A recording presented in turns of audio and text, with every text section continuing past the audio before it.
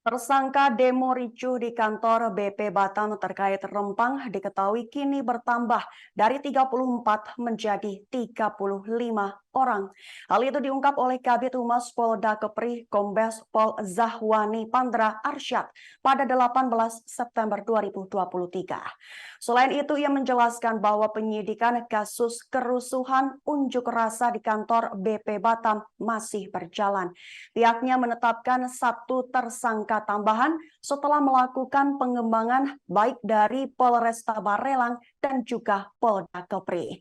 Diketahui ke-35 tersangka saat ini dalam kondisi sehat dan tidak ada intimidasi. Pandra menjelaskan penetapan tersangka ditetapkan dari hasil ditemukan video dan alat bukti yang cukup. Sebelumnya perlu diketahui polisi telah mengamankan 43 orang pasca demo Rempang di kantor BP Batam ricuh pada Senin 11 September. Dari jumlah itu 34 orang ditetapkan sebagai tersangka. Rinciannya 26 orang ditahan di Polresta Barelang, sedangkan 9 lainnya di Polda Kepri. Sementara itu, Pandra juga menjawab keluhan keluarga dan kuasa hukum para tersangka. Namun Pandra meminta maaf untuk saat ini belum bisa memberikan waktu karena masih dalam proses penyidikan.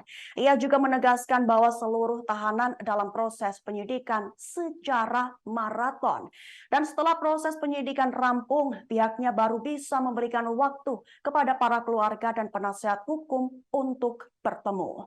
Sebagai informasi akhir, Pandra juga mengajak tokoh masyarakat dan tokoh agama di Batam agar sama-sama menjaga kondusivitas. Selain itu juga bisa memberikan pencerahan yang baik kepada masyarakat agar keamanan dan Kamtipnas terus terjaga di Batam.